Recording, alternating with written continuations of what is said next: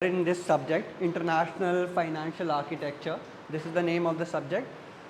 It's an elective course, DSE, and there are 4 units in this.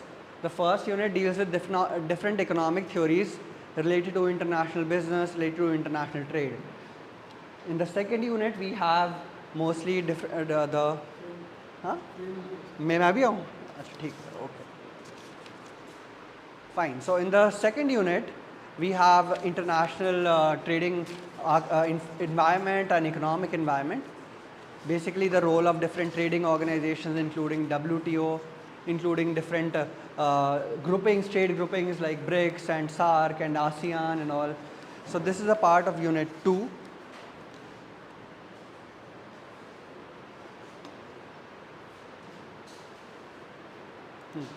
Now coming to Fine. Now coming to Unit 3, it's mainly about international investments, including the role of foreign investors, foreign institutional investors. We discussed about foreign portfolio investors. Yes? Right? So this is there in foreign investment. Along with you have portfolio investments, you also have direct investments. We have discussed all of this, but we'll go into details of this when we come to Unit 3. While the last unit, Unit 4, is about different economic institutions, including the World Bank, including IMF, right? International Monetary Funds. These are very World Bank and Asian Development Banks. These are very famous institutions which have a role in the overall international economy. So these are 4 units that are part of your syllabus. First unit is about the different theories related to international trade and economics. In the second unit, we have the overall environment, including different trade groupings like BRICS, SAARC, ASEAN and all. Third unit is about international investments, while the last unit, fourth unit, is about different institutions, including World Bank, Asian Development Bank, including IMF and all. So you should firstly be knowing the syllabus. This is your syllabus, and there is one book that you have to refer to by Radebor, Sullivan, Salvan and Daniels. So a PDF of this is available, which I have already shared on the group. So if you've joined the group later on, you can ask your friends to share the PDF with you. It's also available online, so you will be able to find it.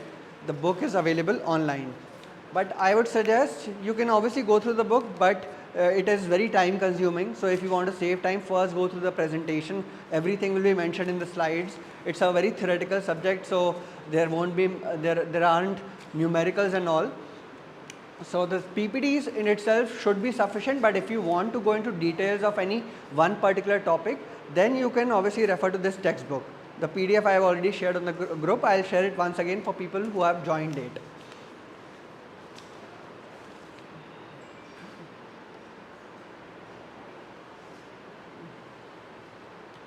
Fine.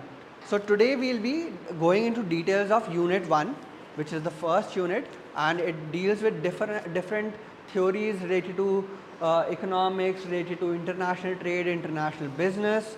It also, you should be knowing what is the meaning of international business, how is it different from international trade. You have various important concepts, including the different components of the international environment, like you have economic environment, you have political environment, legal environment, environmental aspects. So all of these play a very important, crucial role whenever you're looking at international finance or international business. Plus you have various role of environments. Along with this, you have different modes of entry into business, internationalization process, managerial implications, which we'll today discuss in detail.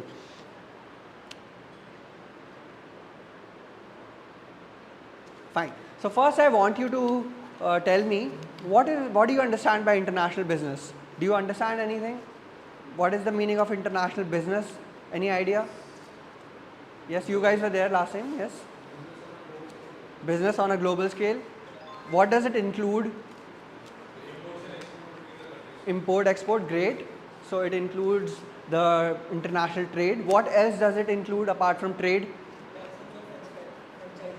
Franchisee and all, yeah, these are modes in which you could invest. You have franchisee, you have licensing. There are various ways that companies can have a stake abroad in different countries. Yes? Relationships, exactly. So political environment is also a part of international business and trade. Anything else that you think should be a part of international business? Yes, investments, which is there in unit 3. So you should know about foreign direct investments, about foreign institutional investments, portfolio investments and all.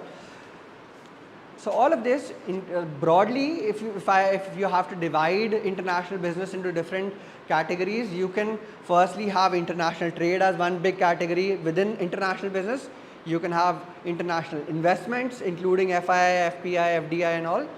You can have international environment in general. That also plays a very crucial role when we are talking about international business. So these three things put together cover most of the aspects, broader aspects related to international business. So international business involves commercial transactions that cross national borders. That not only includes the trade in goods and services, but also investments, partnerships, strategic alliances. So what Bharat was talking about, basically you can do licensing agreements, you can have franchisee and all, which we'll come to in detail. So there are various ways in which companies can participate in international markets as well. Then what is the importance of this? What according to you is the importance of doing international business? Yes? Any of you? Huh? Proper utilization. Okay, good. What else? Increase in wealth. Great. So one of the main reasons why you are engaging in international business is either to increase your own wealth, or to increase the wealth of your company, or to increase the wealth of your nation. So increase of wealth, better allocation of resources. So maybe one part of the world is specializing in one particular thing, or they have maybe take the example of Middle Eastern countries. They have excess of what kind of resource? Fuel, oil. So oil is very commonly found in Middle East, and that is why they can specialize in that kind of thing, and they can export those commodities. Whichever country is specializing in or has an abundance of resources, they can channelize those resources to areas that are deficient or require those resources. So importance of globalization of international business is firstly to increase wealth, and that wealth can be your personal wealth, that can be the wealth of your company or your country as a whole. So you can take pictures of this. Otherwise also I'll be sharing the PPT on the group. I'll share a link of the Google slides, and whenever we discuss whatever things we discuss, will keep on getting uploaded on the same link. So you can I'll pin that link also. You can access the resources online. So globalization has increased the importance of international business for economies and individual companies. What do you understand by globalization? Any idea?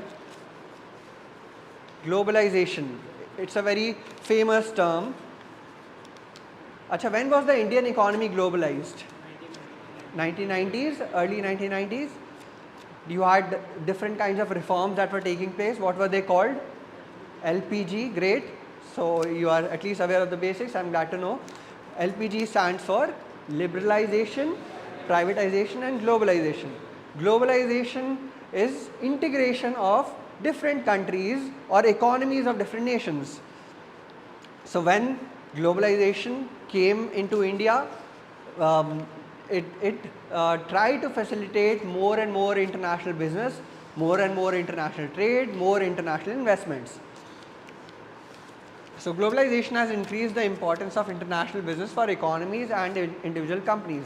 When more countries are engaging with each other, they can share their resources, they can share their they can specialize in one particular thing, and that leads to greater efficiency at a more global level. And why were these reforms undertaken, LPG reforms? You all must have read about this in your school as well. So why were they introduced? What was the trigger point? Why did the government felt this need to introduce these reforms? Yes? Government? Economic growth, okay. To stimulate economic growth, correct. But what was the trigger point? Why only in 1990s? Why not in 80s or 70s or 60s or 2000s? Okay, fine. So initially we had to focus on our domestic economy. If we were allowing trade from everywhere, that would lead to more competition, and people, industries within the country would not be able to survive. They would not be able to compete with companies which are producing at a global level at a much bigger scale. So they are having economies of scale, and that leads to lower costs, and we in domestic companies did not have enough resources to compete at a global level. So earlier on we were focusing on our domestic economy. But what happened during the 1990s? Was down. Our domestic economy was going down, and we had a balance of payments crisis. That was the trigger point for the government to introduce all these reforms, LPG reforms. Balance of payment, do you understand the meaning of BOP? Balance of payments, balance of trade. What are the meaning of these terms?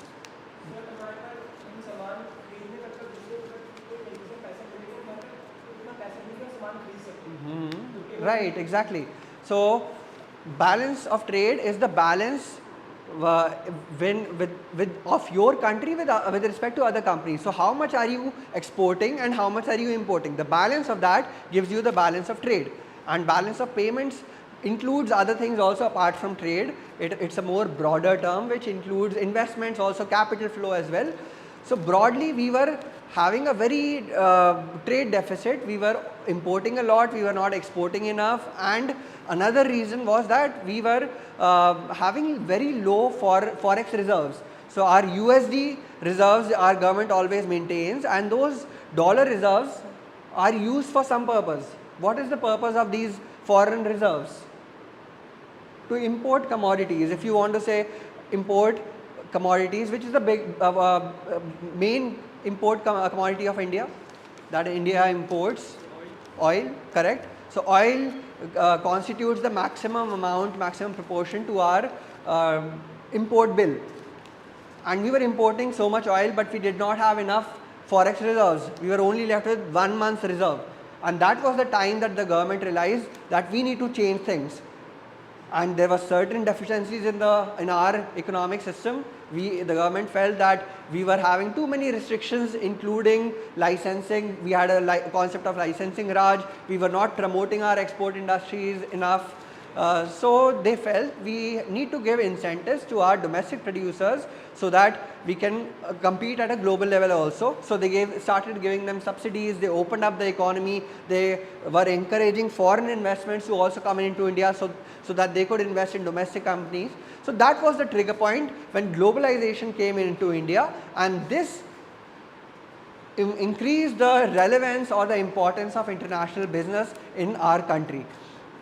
So the scope covers activities such as exporting, importing, and establishing operations in other countries, but it includes other things also. Like we were discussing, it includes things like licensing, franchising. It includes other things also like FDI, FPI, FII investments and all.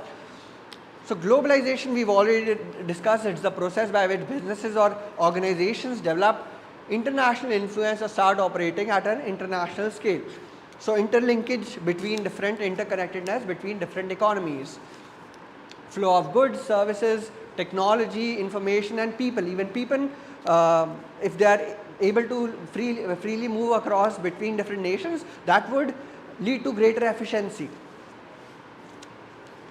Drivers, advances in technology, reduction in trade barriers, increased consumer demands, and global competition. So due to advances in technology, it was the need was felt to improve or increase the scale of international business. Due to reduction in trade barriers, again, that was one more driver that facilitated greater international business at a global scale.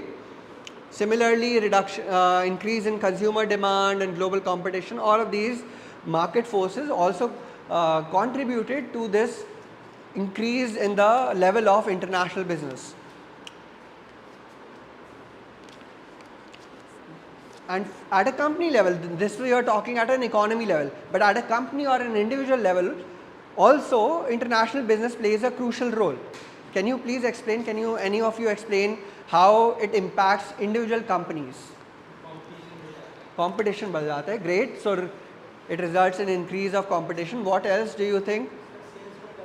Sales बढ़ जाती है. So they can explore international markets also to sell their goods and services. Joint ventures can be done. So if a company wants to invest in a foreign country, they can collaborate with a domestic company within that country to, yes? Maruti Suzuki exactly is a great example of this. It's a joint venture between a Japanese company and an Indian company. And that is the way that Suzuki found to enter Indian markets. So companies can also be influenced in terms of price, competition, in terms of demand and selling their products and services. They get access to international markets as well. So now we are aware of what is the meaning of international business, and this business is impacted by multiple factors. So these are the factors that can influence international business. You have economic factors, you have political factors, legal factors, cultural and technological factors. All these things can impact how companies or countries are engaging in international business. So firstly, which of these do you think is the most important? Whenever we are talking about international business, which do you feel out of these factors would play the most crucial role? Economic? Political? Okay. Legal?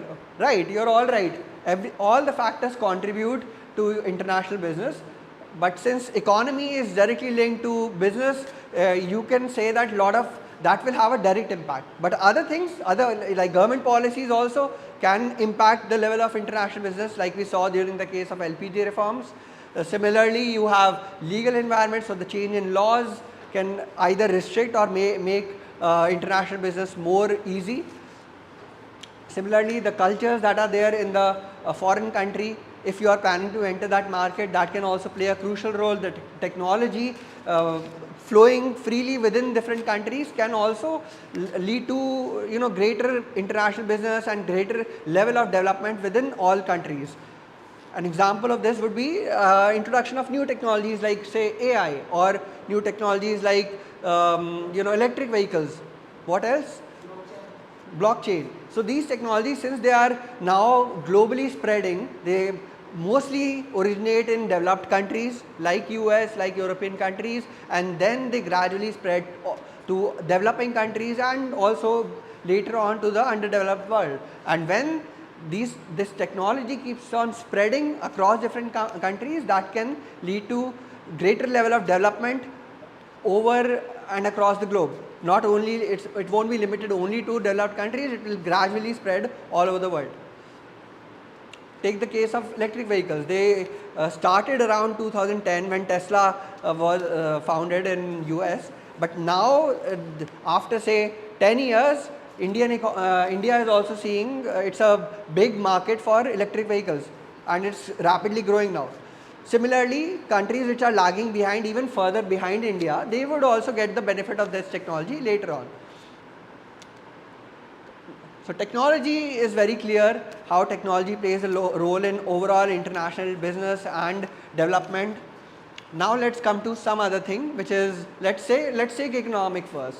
Economic, since its economy is directly connected to the level of international business, so that can play a very crucial role. You have factors like, can you name a few factors within economy that you should look out for when you're considering international business or trade?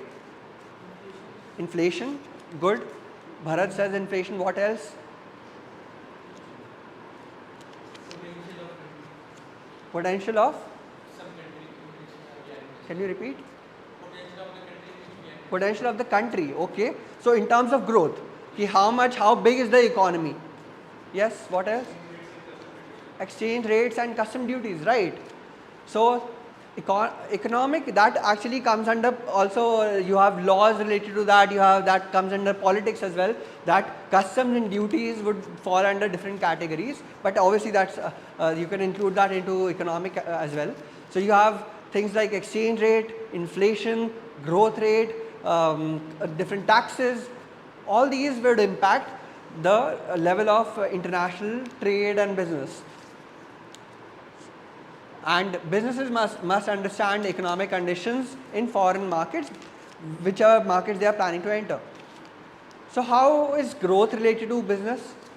Economic growth, how is it connected to international business? Yes? So if we invest in a booming economy, business will also Okay. purchasing power. Purchasing power badegi, okay. So if the economy is of a very big size and plus the per capita incomes are also rising within the economy, that would lead to greater demand from that country, right? So economic growth is directly proportional, you can say, to the level of international business or trade. तो demand बढ़ेगी, similarly उनकी purchasing power बढ़ सकती है, they would and the bigger economy that you have, it shows you the potential from a foreign participant's perspective, how much potential that country holds for that for their enterprise. Next, let's come to other factor like exchange rate. I told you, I think last time as well, how exchange rates influence international trade. Do you remember anything that I told you? Exchange rates, if the rupee is depreciating over a period of time and dollar is rising, the case that has been happening for the previous 30-40 years in India, so what do you think will happen to the importers and exporters? Who will benefit? Exporter will benefit. Why?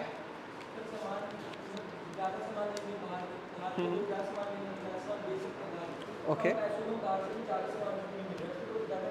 Great. Yes. You want to say? Dollar की value ज़्यादा हो रही है तो उससे how who will benefit? हाँ, right. What is your name? Aditya. Great. So Aditya is also correct. Basically, if Indian rupee is depreciating, it's going down, that means the value of our currency is reducing, and that means the goods and services that we are producing are becoming cheaper globally.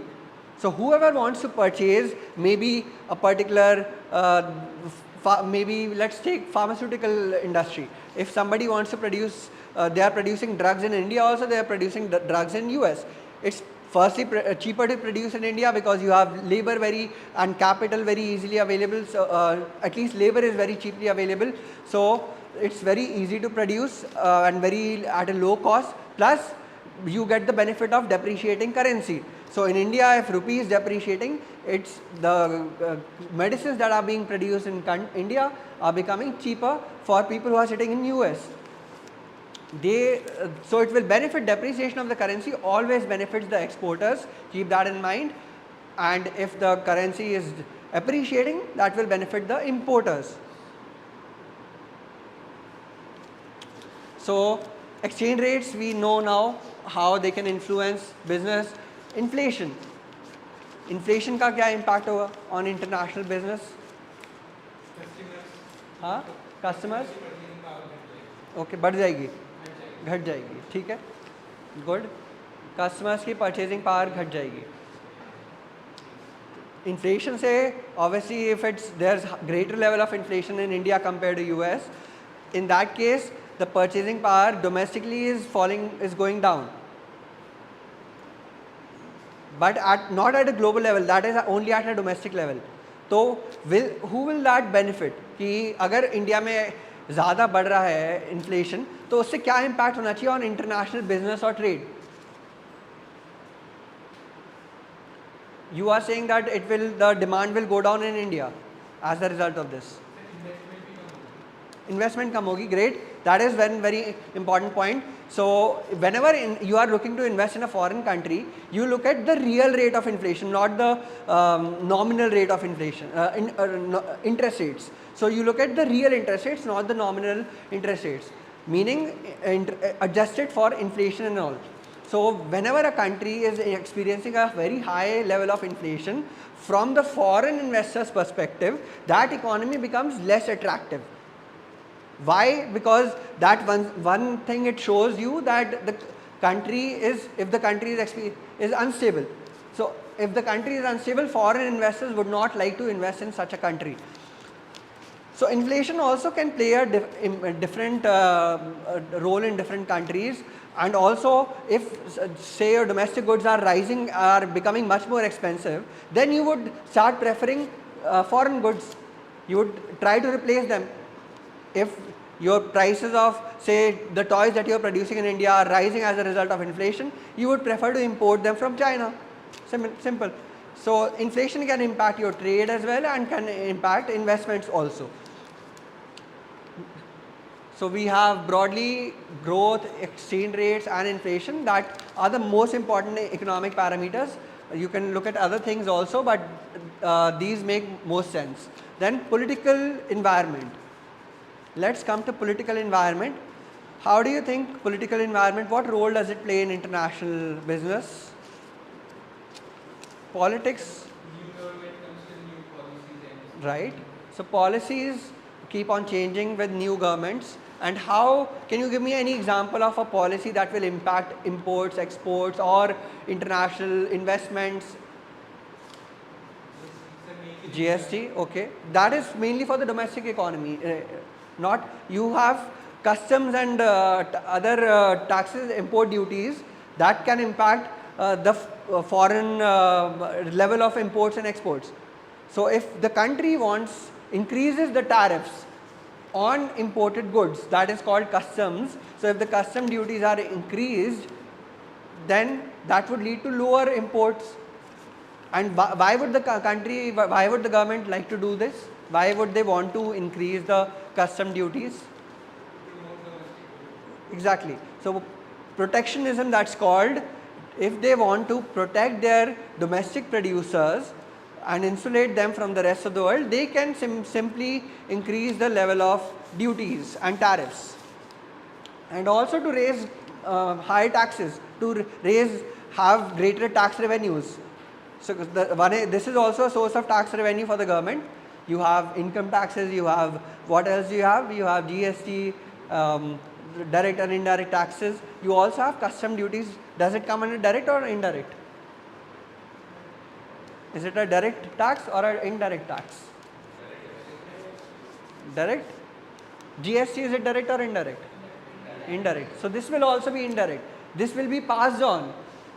So if the custom duty is high, maybe you are importing particular commodity from US, and if the custom duties are high on that product, the producers within US, sitting within US, they will increase the price for Indian markets. They will pass on the same burden to the consumers, and then people will start thinking twice before buying the same thing, and that would again lead to what we were talking about, protectionism, protection of domestic industries.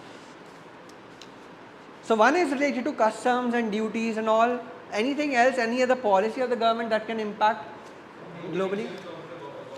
Yes, globalization भी एक policy ही है actually कि government किस वे में global markets को, international markets को देख रही है. So if they were introduced these LPG reforms in 1990s, they were trying to make they were trying to promote international trade and business. So for that they reduced certain things. They reduced the customs, they reduced the quotas also. So do you know what is quota? How is it different from a duty? Import quotas you have and you have import duties. So how is it different? How are these two things different? Yes, Aditya, any idea? Quota क्या होता है? Great. What's your name? Kashish. So absolutely right, Kashish is correct. You firstly, if you want to restrict the trade of any particular commodity, if you want to restrict the level of imports, you can either put a duty on it, import duty, or a import quota. Quota means level, you are limiting the amount of quantity you are importing. So restriction on the quantity is called a quota, and these are two similar kind of tools that are used in tandem together, used together by the government to either stop or promote international trade. So this is with respect to international trade. Government can either impact this quota or tariffs. They can also give subsidies. They can also give subsidies to domestic producers. You must have heard of these SEZs, SEZ. What is that? हाँ हाँ आपको कुछ benefit देंगे तो क्यों benefit देंगे? Why are they giving benefit to work in that particular zone? Okay. So one is with respect to your, if you are producing more goods and services sitting in SEZs, that is leading to greater employment and greater production, and the growth is increasing. And also these SEZ, so they are used for producing goods at a very big level and for exporting. These are used for export, mainly for export purposes. So manufacturing setup in SEZ would mainly be used for export sector, and that is the reason why they are giving subsidies to these kind of producers to facilitate, to promote exports from within the country. Fine. Apart from this, you have political concept of political stability. So if there is instability within the country, how will that impact international business? Do you have any idea? It's very simple. Share market fluctuate hoga. Good. Your name? Mausam. Okay. Mausam is good. It's awesome. So firstly, it will impact the level of the market. So capital markets, you know what comes under capital markets? Equity or debt. So equity and debt both will be impacted if you have instability within the country, and that will either that can foreign investors can get scared as a result of this. If they believe that the country is experiencing a lot of instability, they would be hesitant, they would think a lot before putting their money in foreign markets. Can you give me any example of a country which is experiencing political uncertainty? Bangladesh, correct. So Bangladesh is one example. You have situations where international conflicts are also going on. Ukraine, Russia, Israel and Iran. So these kind of things deter or stop foreign investors from investing in these countries, because tomorrow anything can happen. A nuclear explosion might take place, or anything can happen, and that will impact all the industries within that country. And if they put their investments, they are taking a very high risk. So stability, government policies, regulations all impact international business. Then coming to legal environment, laws. How would laws impact business? Any example that you can think of? Yes? Tariff, वो तो हर में डाल रहे हैं हम. We are putting in economic also. हाँ हाँ. Yes. हाँ. Restrictions, okay. तो वो तो quotas और उसमें ही होता है mostly, but they can put certain commodities under this no import or no export list, in which you are banning the commodity from getting exported or imported. That can be done to benefit your domestic consumers. If there is a deficit of certain or the prices of dal are rising, they can put a restriction on the export of dal, so that you have more supply within the country, and that will lead to cooling down of prices. Similarly, if the domestic companies are facing a lot of competition from foreign companies, and they believe that to make the industry survive, the government needs to intervene, they can put restrictions on or they can ban import of certain commodities. Or if it's harming the culture also, that is linked to the cultural environment. If a certain commodity is negatively influencing the domestic culture, they can prohibit or restrict such kind of import. Chinese applications, exactly. So that is linked to security. Your security concerns are also part of your political environment, and if you believe that, if the government believes there is a risk posed by any foreign product or service, they can restrict such things. Chinese apps are one classic example of this. Now, cultural environment, how would that influence? Mm-hmm. Okay, good. दोनों में आएगा कि if they have made laws, then obviously it's a part of legal environment, but politics is also going on behind the scenes. कि there will be lobbies of different alcohol producers, and they'll be trying to convince the government to restrict the import. जो domestic उनकी lobbies हैं, because they don't want so much competition. Or if there is these kind of political factors also keep on playing all the time. So ऐसा नहीं है कि you cannot isolate all the things. They are going together, like economic policies, government policies, legal laws, and all of them are linked together with each other. Cultural environment again plays a very crucial role. So in certain cultures, like in India, what can you not do? What kind of company will not survive in India? Take the example of McDonald's. They had to totally change their product. They were earlier on focusing in US and other markets, their main product is a hamburger or a beef burger. So in India that can not work out, so they had to change it to chicken and other things. So alcoholic companies won't survive in the Middle East. Yes, exactly. So you are both right. Alcoholic companies will not survive in Middle East. Similarly, so they will not be investing in such countries also, and they would not be trading most frequently with these countries. Both the things will be impacted. कौन सी चीज़? हाँ. What was the reason? I don't know. I'm not aware of this. क्या reason क्या था उसका? Okay. Yes, please.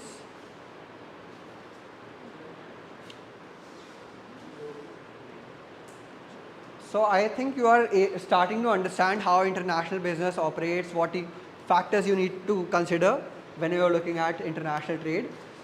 So there are all these factors pose different risks to the international business. You have political risks, economic risks, cultural challenges, challenge of income distribution. So would anyone like to explain this? Income distribution, how is it impacted by international business?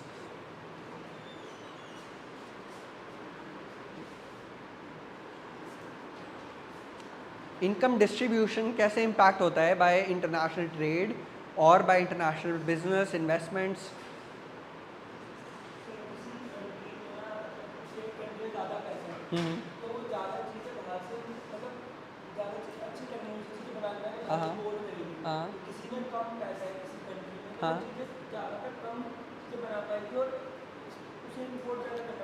So that is what I am asking you. If there is more trade between different countries, will that lead to better distribution of wealth, or will that lead to unequal distribution, and why?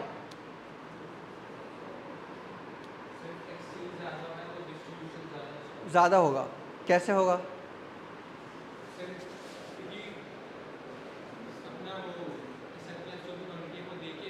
हाँ. Okay. So that is one argument कि हाँ efficiency भी बढ़ेगी और distribution भी improve होगा. If you are able to trade in commodities, maybe you are having surplus of one thing, you can send it to some other place, and in return for this you can get something else from some other place which you are having a deficiency of. So that is one argument कि हाँ फायदा होगा, पर नुकसान भी हो सकता है. कैसे? Because the foreign companies are investing in another country, they will not take it very seriously about the income distribution of that particular. Right. So people are looking at if there is completely a free market kind of thing internationally also. If you remove all kinds of barriers to trade and business internationally, then everyone would be driven by this profit incentive, profit motive. So this is connected to the debate on capitalism versus socialism. So if the whole world is becoming capitalized, there is then there's capitalism all over. Everyone is being driven by the profit motive. Government is playing a less significant role. Then nobody would be concerned about wealth distribution within any country. You would only be driven by your own personal profits. So maybe government has improved the trading environment, the business environment internationally. That is leading to greater investments, and all the investments are going to Ambani's and Adani's. So the small businesses are not getting enough foreign investments, and that could again lead to greater disparity within the country. So good. What's your name? Akbar. ठीक है. So great point. It totally depends. You can have either benefits also, you can have negative drawbacks also with respect to income distribution within the country as a result of international business or trade. Then there are certain opportunities or some positive points. It's an opportunity to expand your markets from the company's perspective. You can sell it domestically, but you can also go abroad with the same thing. It leads to diversification, so you can specialize in one particular thing, production of one particular thing, or import or export of one particular thing, and leave the rest of the things to the rest of the world. Economic growth is also driven by this. So you have both pros and cons of international business, challenges and opportunities. Next. So these are some of the theories we'll be discussing in this, I think coming few minutes, we'll be discussing about different theories of international trade. So we had discussed this question last time as well. Yes? So I had discussed this last time with you. Basically the question is, if a country is specializing in one thing and the other country is doing better in the other thing, so they should be trading or no? If one country is more efficient in doing one thing and the other country is more efficient in the other thing, so they should be engaging in trade. Yes, Aditya? Right? But now let's take the second scenario in which one country is better at doing both the things and the second country does not know anything. They are totally less efficient in production of each and everything. So in that case, should they engage in trade? No? Yes? So last time, people who came last time are saying yes, people who came this time are saying no. Why? What do you think, Akbar? Sir, yes, from the side of the less developing country, less developed country, and no from the side of Achha. the developed country. No, I am asking from the person who is more efficient. Should he engage in trade?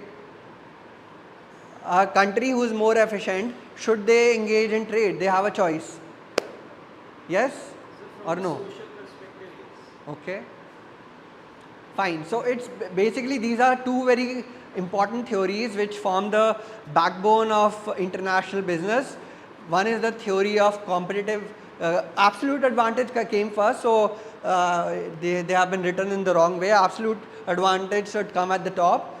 That was a much earlier theory, and after that later on one more theory came up which was the comparative advantage theory.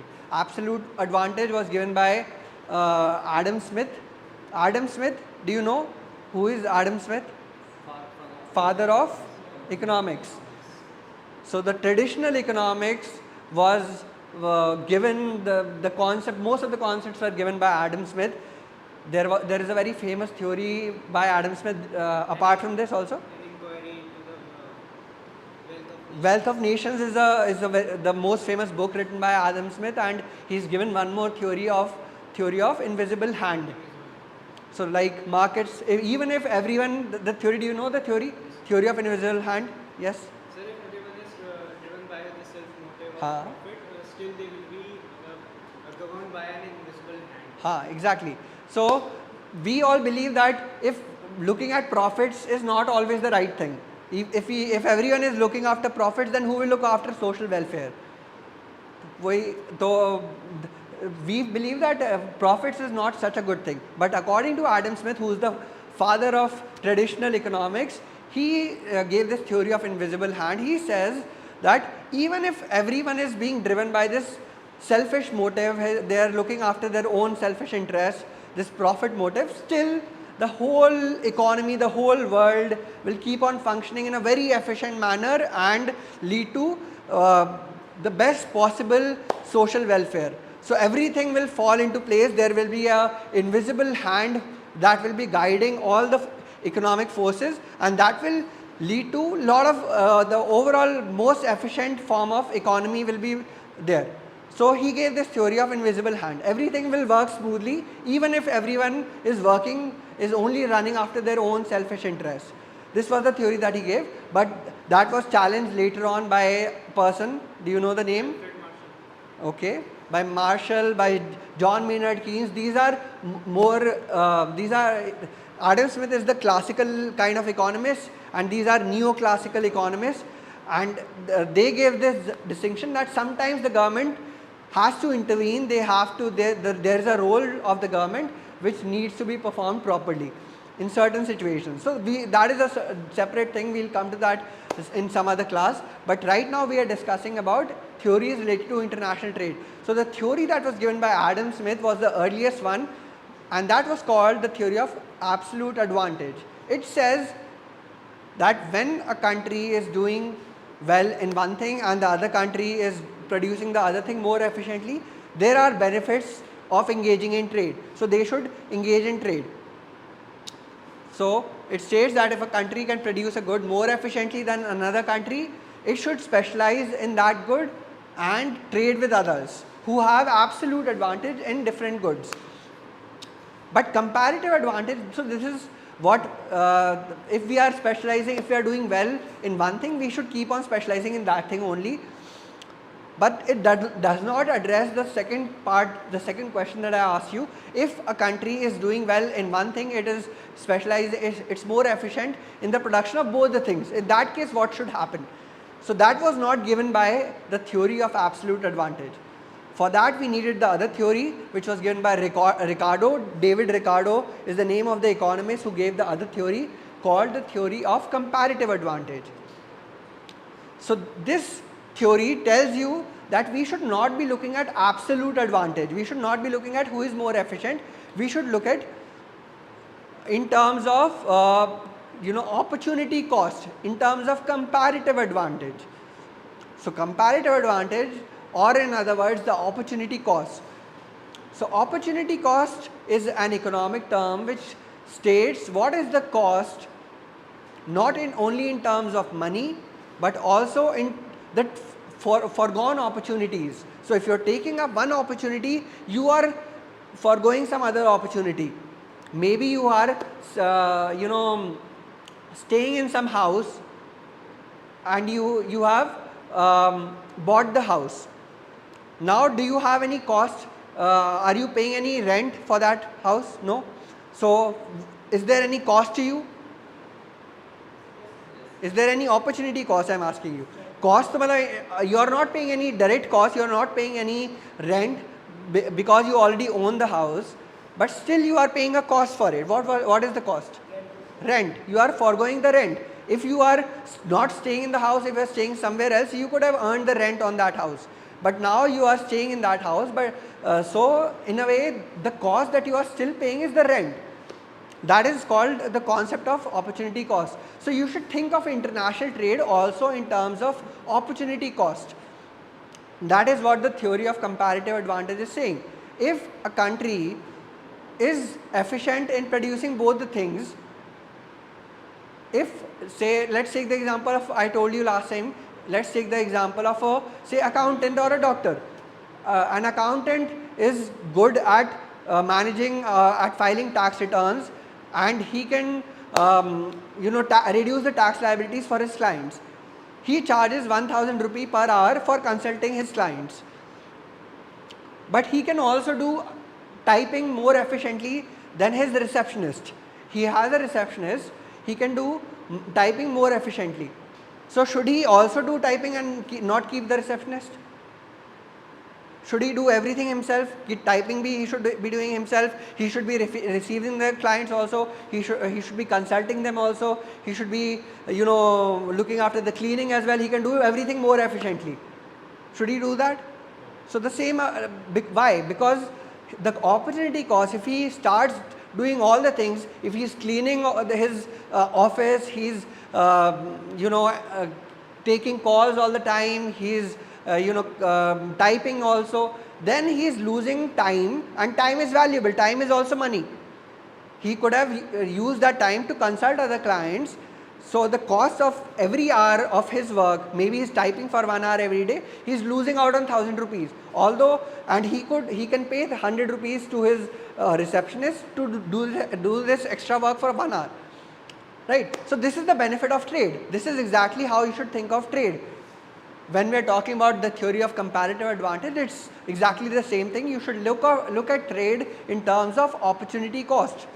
So if a country like US is able to do everything better than India, they are able to produce, due to technology, they are able to produce each and everything more efficiently.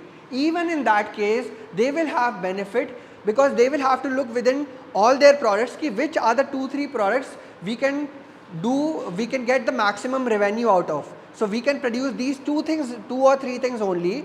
We can specialize in these 2 or 3 main things, and we can outsource the rest of the things. And that is what they've done also.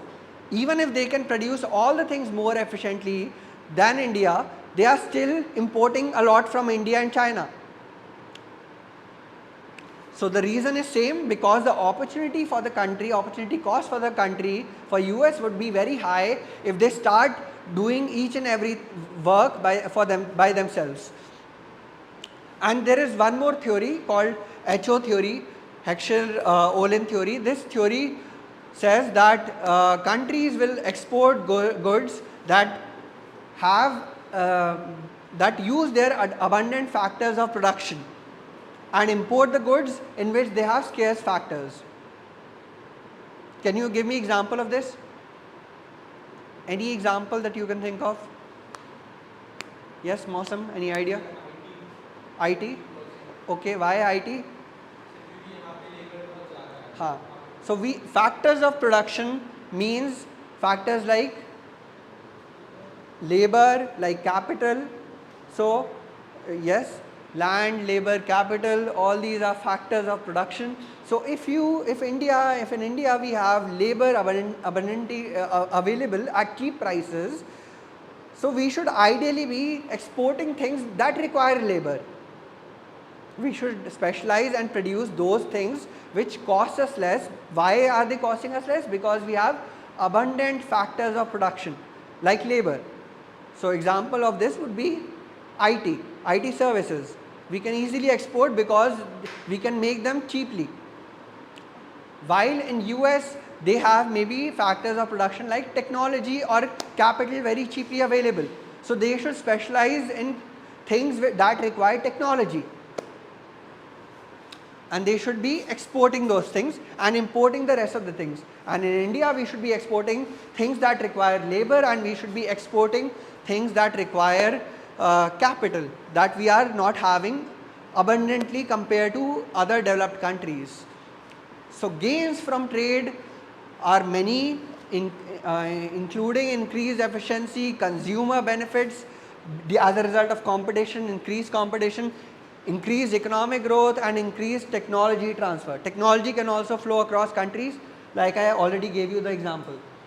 But there are certain challenges as well to international business and trade, including trade barriers by the government. You have sometimes quotas, you have customs, and so this is an example of protectionism, which we've already discussed. Then you have global trade imbalances as well.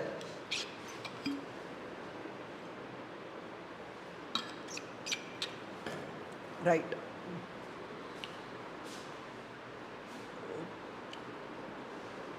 So we've discussed all of this. We've discussed about the trade barriers, including tariffs and quotas. We've discussed about protectionism, about global trade imbalance as well. Certain countries may benefit a lot out of trade. Certain countries may become dependent on imports. So that can again lead to misallocation or less inefficient allocation of resources and unequal distribution of wealth.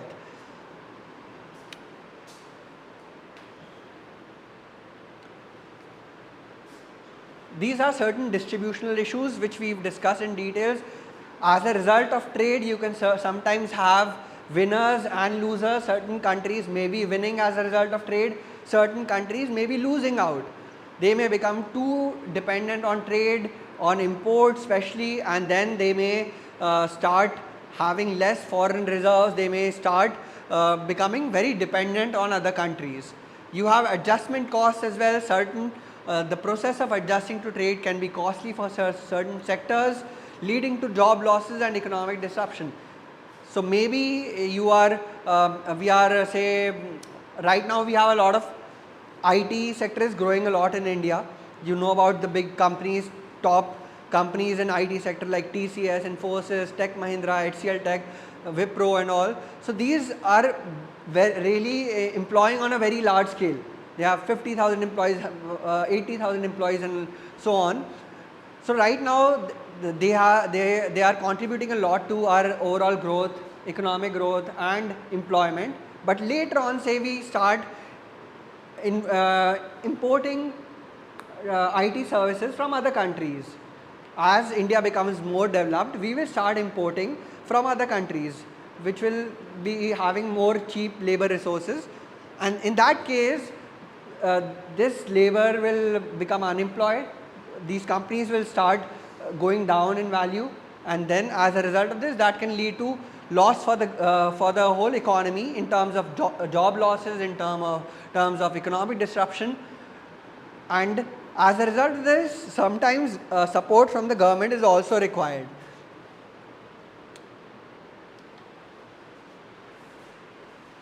So all of these we've discussed: tariffs, quotas, subsidies. Subsidies are sometimes given to domestic industries to export goods. Like I gave you the example of special economic zones, SEZs. So companies which are manufacturing within SEZs for export purposes are given subsidies by the government. Then you also have trade agreements like, can you name any trade agreement? Any trade agreement? Have you heard of NAFTA, North American Free Trade Agreement? Similarly, you have SAFTA, South American Free Trade Agreement. You have World Trade Organization, WTO agreements and all, free trade agreements between different countries. So you can have bilateral agreements also, multilateral agreements within the EU, within the European Union. You have various agreements between different countries to facilitate free movement of trade of goods and services between different countries. So all these are instruments used by the governments to either facilitate, to promote trade or to restrict trade.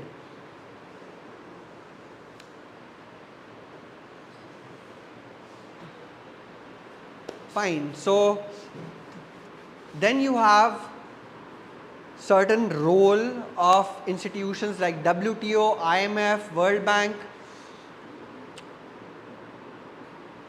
Please tell me the difference between World Bank and IMF. Are you aware of any difference? Both are very famous organizations.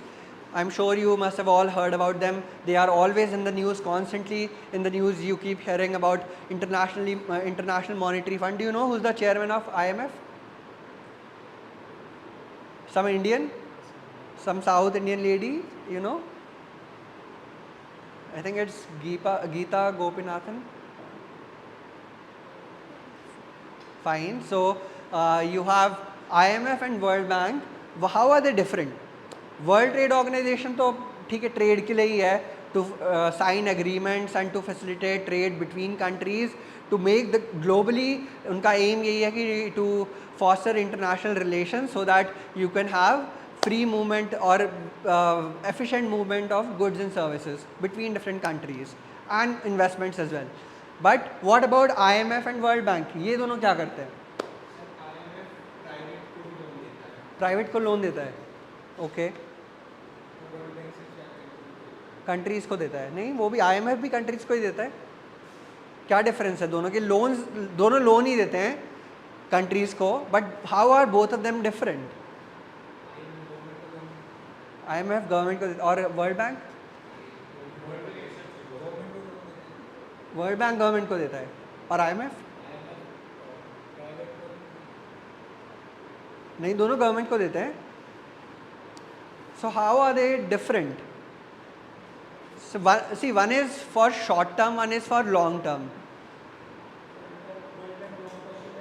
World bank long term development देखता है कि वो countries कौन सी हैं, which are the countries that need are help the most, the countries that are lagging behind, that are under developed, जहाँ पे हमारी हेल्प की ज़रूरत है to promote overall inclusive economic growth and development, so that all sectors develop properly within the country. So they are giving long term loans to the governments of such underdeveloped countries. That is the role of World Bank. Or IMF is looking after short term liquidity needs of the countries. So if a country is unable to repay certain obligations, उनकी कोई liability है, short term liabilities हैं, countries also, you must be knowing, they take debt from different organizations and countries and companies and different places. So and they have bonds as well, sovereign bonds होते हैं जिसके through वो funds raise करते हैं countries. So sometimes they also have obligations, and if they are unable to meet their short term obligations, so to meet their liquidity needs, जो short term, you must have heard about these liquidity and solvency ratios. तो liquidity short term के लिए होता है, solvency long term के लिए होता है। तो लिक्विडिटी जो है अगर कम है किसी कंट्री में, they are unable to repay the debts और they are unable to meet the short term obligations, for those purposes loans are given by IMF. And one of the most common countries which gets loans from IMF is Pakistan. Pakistan is in need of funds the most, they need funds all the time. वो कभी भी अपना date पे ही नहीं कर पाते time पे, तो उनको they always need help from IMF for meeting their short term obligations. So these organizations we'll cover in detail in the last unit, in unit 4. So first unit is an introduction to all the things.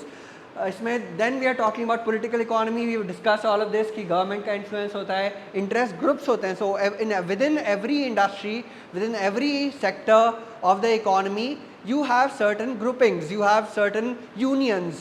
These unions approach government with their demands कि हमें, जैसे automotive sector की एक union है, so this, or there is FICCI for industries, these are organizations which come together, they form certain objectives. These are our demands from the government, and these demands are put forth which the governments try to incorporate within their policy. कि automotive sector requires these things from us.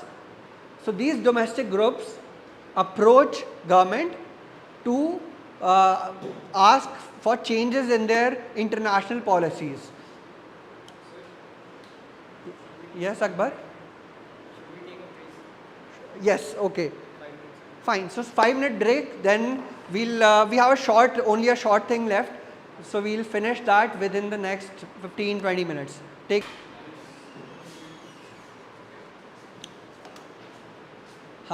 So this is one more. some of this we've already discussed. Theory of comparative advantage, absolute advantage तो देख ही लिया है, but थोड़ा इसमें और भी दे रखी हैं. This we'll finish, and this is the last thing we'll do for today. So international trade theories analyze the patterns of international trade. The theories explain how goods are traded among various nations and which goods are advantageous for trading. So जैसे US में car manufacturing has advantage, even Japan में, even in India in spices. So you should be aware what commodities India exports and what it imports. This we discussed last time, I hope you remember all. Can you name the most important export commodity, export good or service? IT? Yes? Spices, jewelry, great. Pharmaceutical. So maximum जो import का export का revenue आता है country में, that is through IT and pharma. So IT companies, you have big companies like TCS, Infosys, Wipro, Tech Mahindra, HCL Tech and all. In pharmaceuticals, you have companies like Sun Pharma. Can you name any other? Dr. Reddy's, any other company that you know? Lupin, Cipla. So these are big companies, Divi's Labs and all. बाकी jewellery और spices में बहुत सारी unorganised industry भी है India में जो export कर रहे हैं. तो these are big sectors that India specializes in for exports. Imports, what does India import mainly? Oil. What else? Automobiles. What else? Electronics. So these are major import commodities within India. Fine. So you can divide theories into traditional and modern. तो traditional में mercantilism आती है, absolute advantage, comparative advantage और factor endowment.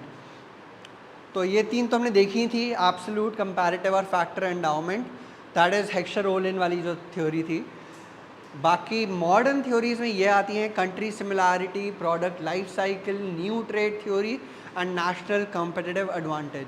इसको कुछ लोग तीन parts में भी डिवाइड करते हैं. Instead of bifurcating between traditional and modern, you can call them traditional, classical, neoclassical and modern. ये भी कह सकते हैं कुछ, मतलब you can have 3 categories as well. तो उसमें बस बेसिक डिफरेंस ये होता है कि जो फैक्टर एंडाउमेंट वाली आती है हेक्सर-रोलिन, वो न्यू क्लासिकल में ले लेते हैं. So you have classical which is the traditional part, you have modern which are these, और न्यू क्लासिकल में जो हेक्सर-रोलिन वाली थ्योरी है that comes under new classical. So let's take up traditional theories. Briefly we'll discuss what are these. Mercantilism सबसे पुरानी theory जो इनमें से है वो that is related to mercantilism. It was given by Thomas Moon, zero sum game. मतलब trade in this theory is considered to be a zero sum game. इसका meaning क्या है? What is the meaning of this zero sum game? Okay. Should be equal. Okay. So basically it is believed in this theory that one country is winning as a result of this, other country is losing, and this is overall it is balancing out, सब कुछ zero हो रहा है.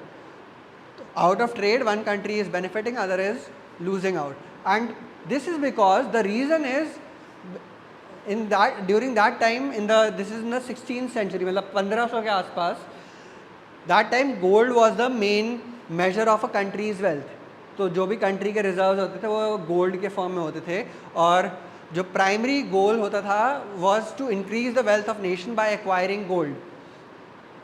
तो trade में क्या हो रहा है कि country who is getting the goods, जो वो एक्सपोर्ट कर रही है, they are getting gold in return for the export. So they are winning as a result of this in terms of gold, because the country's wealth is measured in terms of gold. So when the country is exporting something, they are getting gold. On the other hand, the other country that is importing the same thing is giving gold. तो उनको loss हो रहा है. So overall it is balancing out. That is why in this theory it's considered to be a zero sum game, and countries should increase gold by promoting exports. So they believe that exports is the only thing that is beneficial for you. So you should ideally be looking to export each and everything. That was the main philosophy or belief in the 16th century. But the problem with this theory is that it did not recognize anything except gold as a measure of country's wealth. तो अगर कुछ import कर रहे हैं तो उसका फ़ायदा भी तो हो सकता है कुछ इंपोर्ट करने का, वो इसमें कंसिडर ही नहीं हो रहा. इसमें everything you are looking at in terms of gold only, कि जा रहे हैं आ रहे हैं gold, that is your measure of success as a country. However, that's not the right thing to do. You can even, if you are specializing in one thing, that can also benefit you. That can lead to greater efficiency in the long term. So you should not only be ideally thinking only in terms of gold. You should be thinking, you should consider other things also, including your efficiency, because the benefits of specialization is in terms of efficiency, in terms of opportunity cost. ठीक है. Then इसी से related एक यही चीज़ है कि a country can not benefit in the long term by only exporting और importing. So this is one more thing which this is related to this theory of mercantilism. इसमें David Hume said that if a country is suppose exporting, they'll keep on getting some gold, but they cannot keep on continuing exporting for a long period of time. उससे क्या होगा कि disequilibrium हो जाएगा. The other country will, their gold reserves will end at some point of time, and this kind of state cannot keep on continuing. So they said कि due to increase in inflow of gold in a country, there will be increase in money supply leading to increase in prices, which would discourage exports and encourage imports. So broadly what you need to know is कि ये disequilibrium होगा कुछ time के बाद, क्योंकि एक country जिसमें gold आ रहा है जो एक्सपोर्ट कर रही है उसकी मनी सप्लाई बढ़ रही है. एक तरीके से मनी सप्लाई बढ़ रही है तो उससे कनेक्टेड होता है inflation. You are all finance students, you should be knowing that the major inflation is determined mainly by money supply in the economy, which is controlled by RBI also through interest rates right now, but that time there was no RBI. There used to be mainly this money supply was dependent on the supply of gold within the country. So if the money supply is increasing, inflation generally increases within the country, and this theory is saying that this is related to mercantilism, that if a country keeps on exporting, it will keep on getting gold, and more gold will lead to a greater money supply, greater inflation, and due to inflation this will discourage exports again and encourage imports. So this cycle will not go on all the time. एक time के बाद ये disequilibrium हो जाएगा और फिर country को वापस जो एक्सपोर्ट कर रही है उसे इंपोर्ट करना पड़ेगा और जो इंपोर्ट कर रही है उसे एक्सपोर्ट करना पड़ेगा. तो this is the oldest theory related to international trade. ठीक है, mercantilism, theory of mercantilism. Next we have discuss absolute advantage, ये हम कर ही चुके हैं, which is the theory given by Adam Smith. ये 18th सेंचुरी की है, 1776 की, and it is saying that trade is not a zero sum game, it is a positive sum game. मतलब कि दोनों कंट्रीज को बेनिफिट हो रहा है इसके रिजल्ट से. जो कंट्री एक्सपोर्ट कर रही है उसको भी फायदा हो रहा है, जो इंपोर्ट कर रही है उसको भी फायदा हो रहा है. क्यों? How is the importer benefiting? In many ways. How? उसको गोल्ड मिल जाएगा. नहीं, हाँ, जो इंपोर्ट कर रहा है उसको क्या मिलेगा? चलो सामान मिल रहा है, यूज करने के लिए सामान मिल रहा है, ओके. उसको उसका टाइम भी तो सेव हो रहा है ना. If it is not if it is importing, उसने कुछ प्रोड्यूस ही नहीं किया, उसका टाइम सेव हो रहा है. It can utilize that time to produce other goods and services. तो वही स्पेशलाइजेशन वाला कॉन्सेप्ट आ जाता है कि trade allows you to specialize in one particular thing and that can lead to greater efficiency within the economy.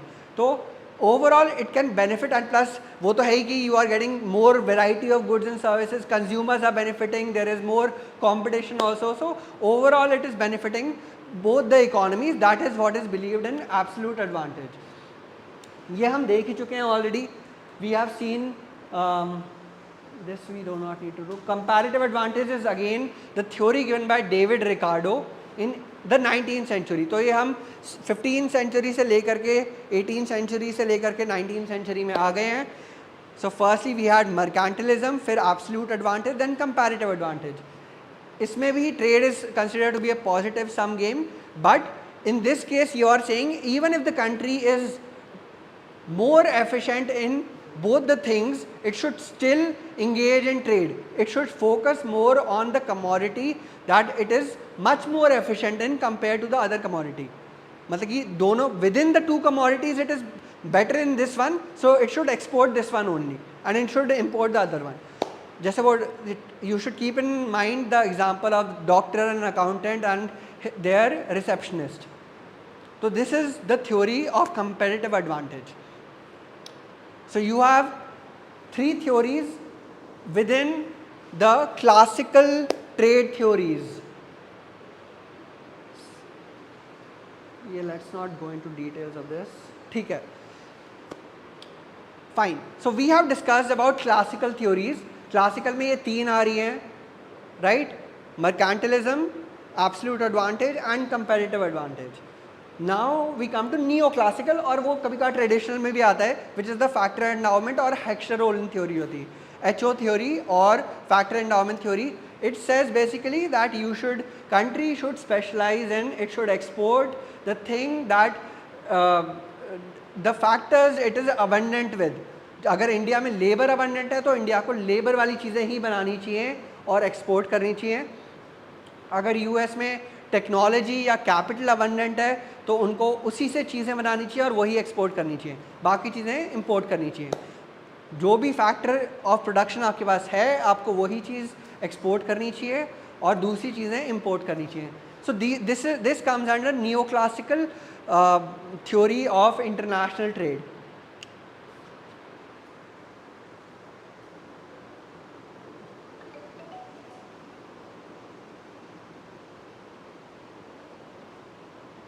पर एक इसका पैराडॉक्स देखा गया है which is called the Leontief paradox. It basically says कि होना तो ऐसा चाहिए कि कंट्री को वही बनाना है जिसमें जो फैक्टर्स उनके पास अबंडेंट है, पर प्रैक्टिकली ऐसा हो नहीं रहा है. This is contracting the theory of the HO theory, factor endowment theory, which says that you should specialize and export the commodities that you are having abundant factors. However, practically if you see, this is not exactly happening. In real world, countries in the world exported commodities, they were more, so okay, US, the most capital abundant country in the world, exported commodities that were more labor intensive, contrary to HO theory. तो मतलब basically by observing real world data, they found कि जो HO theory है, factor endowment theory है, वो practically इतना true नहीं है. So this is again with respect to the neoclassical theory. Now let's come to the modern theories. हमने classical देख ली जिसमें 3 आई, then we looked at HO theory which came under neoclassical, and now let's come to traditional theories. To the modern theory, sorry. Modern theory में first है country similarity theory. It is by Linder, a Swedish economist in 1960s. तो ये अब हम आ गए हैं 20th century में. Consider मतलब आफ्टर आर इंडिपेंडेंस, उसके बाद जो थ्योरीज आई हैं we are classifying them as modern theories. So theories that came before the 19th century till the 19th century are considered to be the classical theories. Then you have neoclassical theory between 1950 तक के पहले की, and after the 1950s the theories that came after that are being called the modern theories of international trade. So this is opposite of HO theory, because we saw कि वो एक paradox आ रहा है, लियोंटिफ paradox आ रहा है, उसी से related उन्होंने ये कहा कि yes. So this is a theory of preference similarity, industry trade with differentiation. Okay.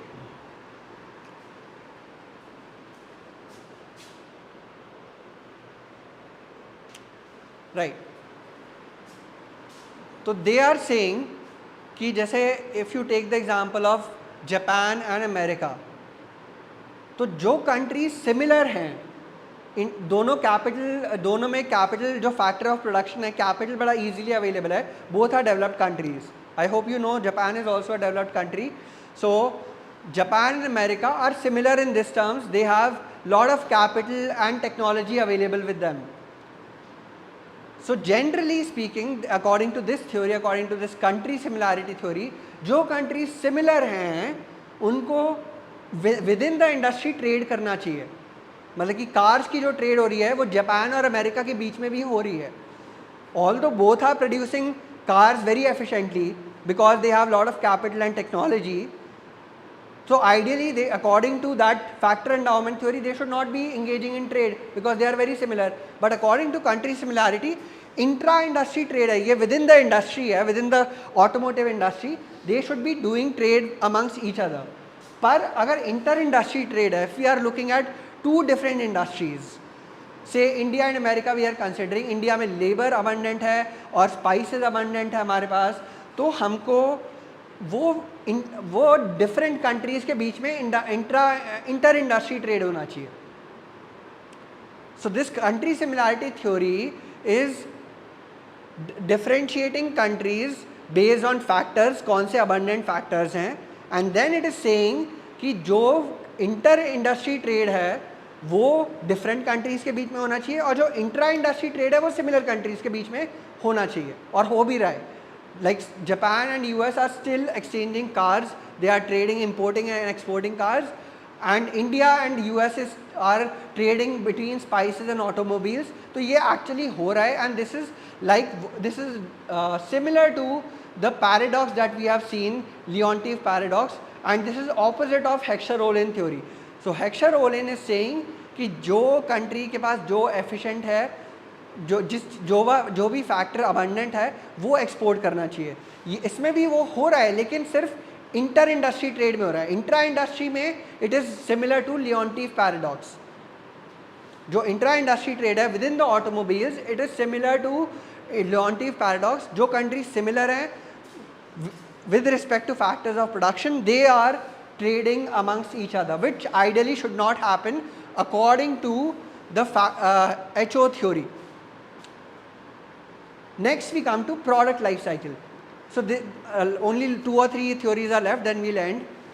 And don't worry, we'll revise the same thing once again in next class. Briefly we'll see once again. Till then I'll be sharing the PPT on the group, so you can go through these slides. If you face any problem, next time we can discuss those doubts, and we'll also recap all these things so that it becomes more clear to you.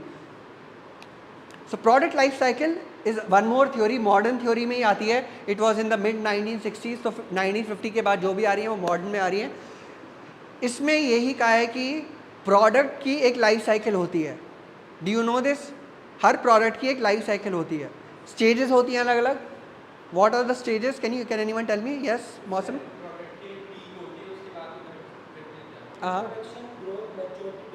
Exactly correct.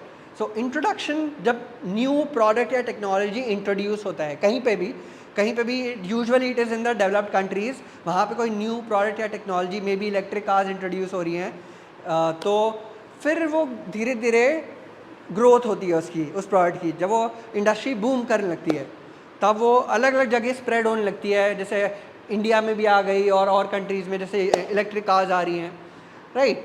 Then it goes into maturity stage कि अब वो बहुत mature हो गई है industry या product, और उस टाइम पे वो थोड़ा उसके प्रॉफिट्स जो होते हैं वो ग्रो होने कम हो जाते हैं और वो इंडस्ट्री एक स्टैग्नेंट हो जाती है, एक लेवल पे जा कर के रुकने लगती है और फिर उसका डिक्लाइन होता है.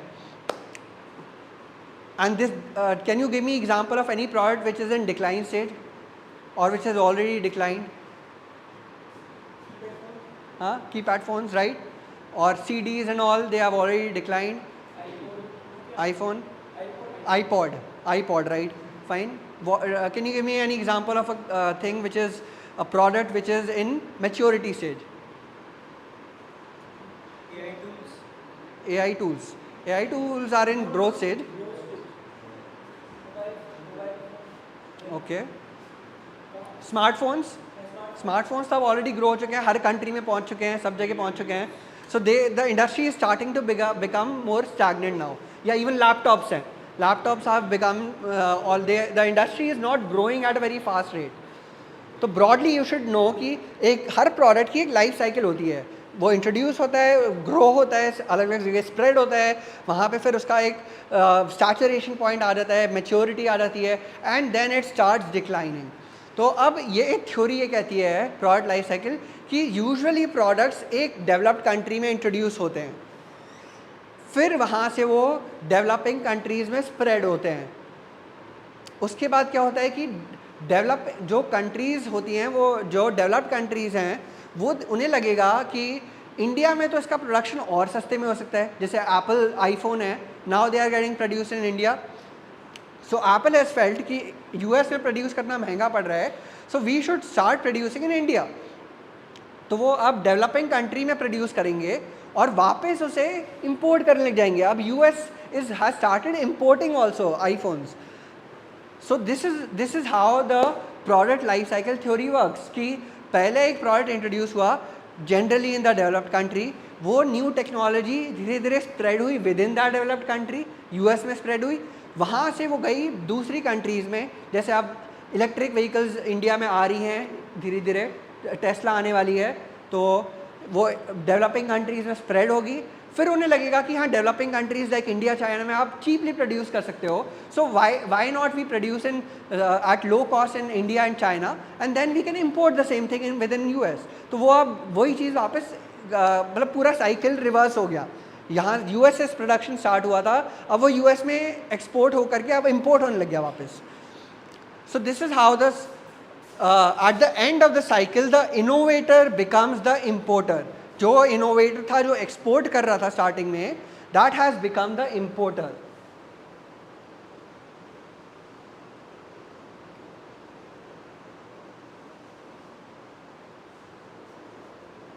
Fine. Or the last theory, I think this is the last one, which is the new trade theory.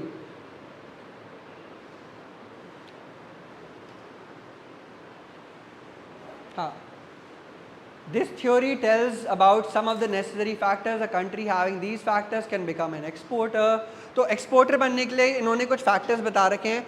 अगर वो फैक्टर अवेलेबल हैं कंट्री में तो वो कंट्री उस चीज़ को एक्सपोर्ट करने के लायक है. That is basically what this theory is saying. Economies of scale is one factor, मतलब कि अगर कंट्री बल्क में प्रोड्यूस कर पा रही है उस चीज़ को तो that will lead to lower cost per unit, cost of production per unit will reduce. अगर do you know this concept of economies of scale? Economies of scale, is it clear to you? Yes, sir. तो अगर कोई भी आपने कोई नया product produce करना start किया, आप अगर उसके लिए एक आपने फैक्ट्री लगाई और आपने बहुत 2-4 लोग हायर करे और आपने मशीनरी ली, सब कुछ लिया, then you start producing only 1 or 2 units. आपने 2 कार बनानी शुरू कर दी. अब cost of producing those 2 cars is very high right now because you have built a very huge factory for that. But when you start scaling up your operations, जब आपकी demand भी आ रही है, आपने 2 प्रोडक्ट सेल किए, फिर आपको लगा मैं 20 बनाता हूँ, फिर आपको लगा मैं 200 बनाता हूँ, फिर आपको लगता है मैं 400 बनाता हूँ, तो उस फैक्ट्री के अंदर जब 2000 प्रोडक्ट बन रहे हैं, so the cost of producing 1 car when you are producing 2000 cars will be very less because fixed cost तो उतनी ही रही. The fixed cost has remained almost constant. The cost of setting up the factory, the cost of getting machines and all is remaining almost similar. कुछ variable cost बढ़ेगी, obviously material का cost बढ़ेगा या कुछ बढ़ेगा, but fixed cost is remaining the same and that is reducing the cost per unit. So this economies of scale means lower cost of production per unit when the scale of production increases. तो अगर country के पास economies of scale आ रही हैं उस product में, तो that is one factor that is required for to export profitably.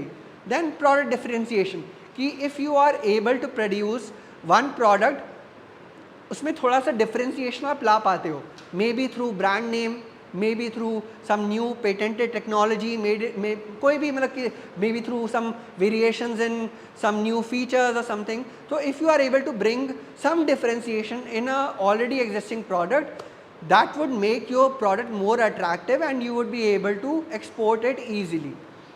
And the third factor is called first mover advantage. So if the country is one of the first to enter that particular segment, then it obviously gets an advantage.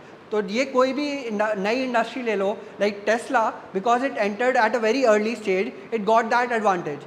Similarly, अब जो नई companies आएंगी, they will find it very difficult to compete with an already established player, जो because they are producing at a very large scale. Their cost of production is going down due to economies of scale. They already know about the market properly. They have done their proper analysis and everything. So a new company will find it very difficult to compete with an already existing player. And same is the true with the country as well. If the country is engaging in a new commodity, they are almost the first players exporting it, they would have an advantage in terms of technological leadership. नई technology उन्होंने कोई introduce किया है, वो अब नई country को, if the new country starts, they will have to first start building that kind of technology and infrastructure. That will take a long time, and then they find it basically hard to compete with an already existing player.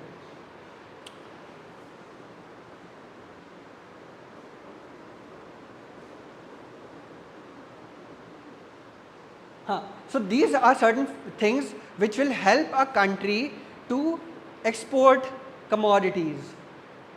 कि factors जो हैं वो सस्ते में कौन से available हैं, whether it is labor, capital, technology, machinery, land, what is, or oil, what kind of factor is easily available, what are the demand conditions. तो जो कंट्री को में वो एक्सपोर्ट करना चाह रहे हैं उनकी डिमांड कैसी है, उनकी डोमेस्टिक इकोनॉमी में कैसी डिमांड है, वो भी इम्पॉर्टेंट है.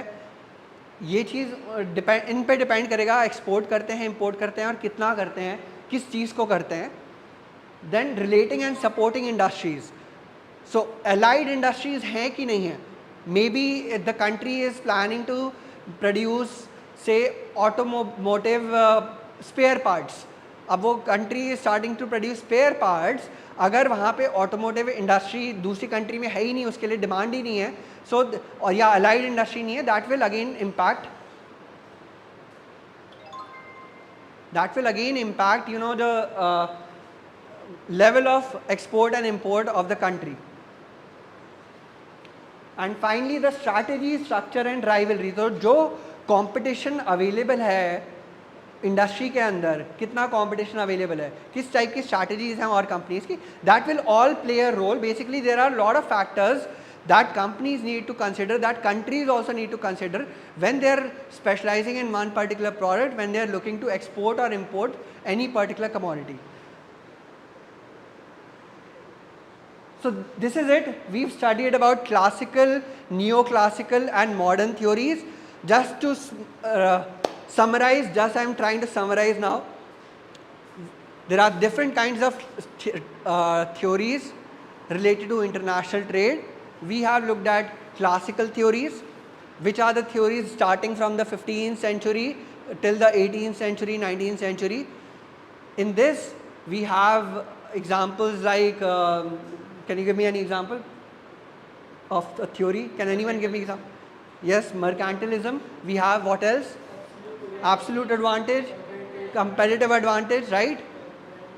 Then we come to neoclassical theories, which are the theories in the early 20th century till 1950s. An example of this is Heckscher-Ohlin theory, HO or factor endowment theory, right? That is comes under neoclassical. And we had the Leontief paradox also, which shows you that practically it is not holding true. Then we came to modern trade theories. In this we again have 3-4 theories related to country similarity, related to product life cycle, yes, new trade theory. So this is broadly to give you an overview, to just to summarize what we have discussed. Next time I'll ask you all to summarize I'll ask each of you to summarize one kind of theory. Okay?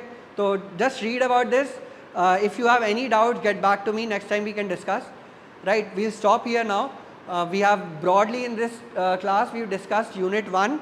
In Unit 1 we've looked at different concepts related to international business, including international trade, including international investments, international business environment, different factors that affect that, political, legal, economic, all these things, along with the different trade theories.